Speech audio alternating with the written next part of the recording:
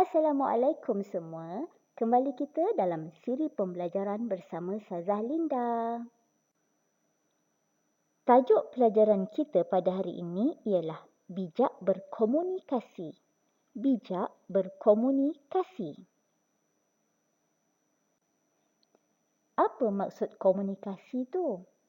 Komunikasi adalah satu perbuatan mengadakan sesuatu perhubungan, sama ada secara langsung, iaitu kita berhadapan dengan seseorang ataupun melalui perantaraan.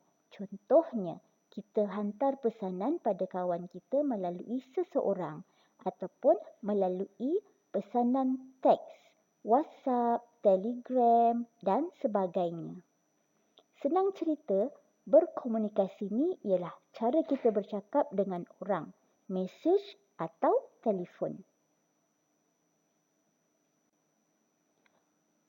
Apakah hukum berkomunikasi? Hukum berkomunikasi adalah harus. Harus ni maksudnya kalau perlu, kita buat. Kalau tak perlu, kita tak payah buat.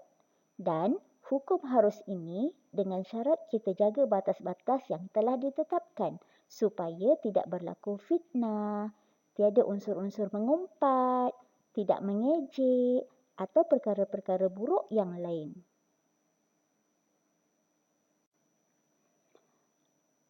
Apakah dalil bahawa kita perlu menjaga adab berkomunikasi? Sabda Rasulullah sallallahu alaihi wasallam, "Al-muslimu man sallima al-muslimuna min lisanihi wa yadihi." Maksudnya, Muslim itu ialah yang memberikan kesejahteraan kepada Muslim yang lain dengan lidah dan tangannya.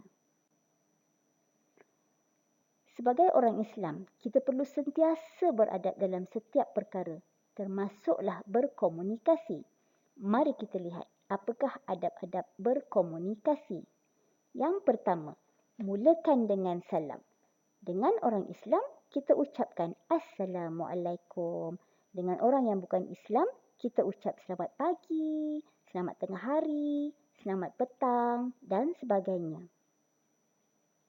Yang kedua, kita perlu bersopan, sama ada semasa berkomunikasi dengan orang yang lebih muda ataupun yang lebih tua.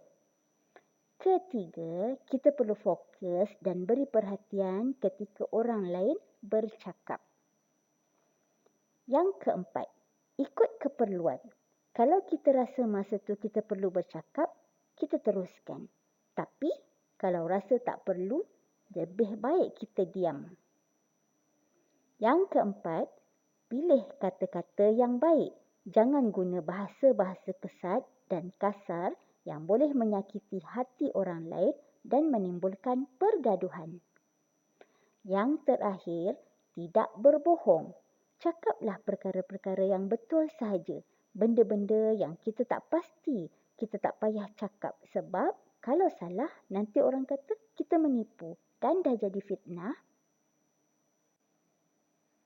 Apakah kepentingan adab berkomunikasi? Kepentingan pada individu. Bila kita beradab, sudah tentu kita akan dapat pahala.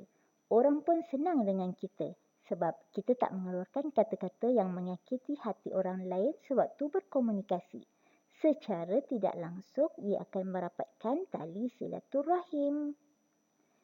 Kepentingan pada masyarakat pula, menjaga adab berkomunikasi dapat memupuk sikap hormat menghormati antara satu sama lain dan ia akan mengelakkan kebencian.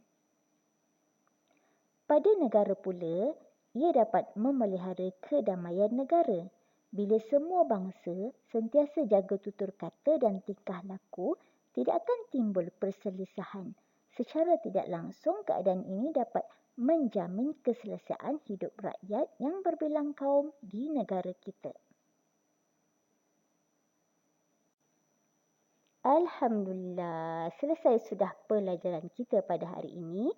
Sekian sahaja. Wabillahi taufiq wal hidayah. Wassalamualaikum warahmatullahi wabarakatuh.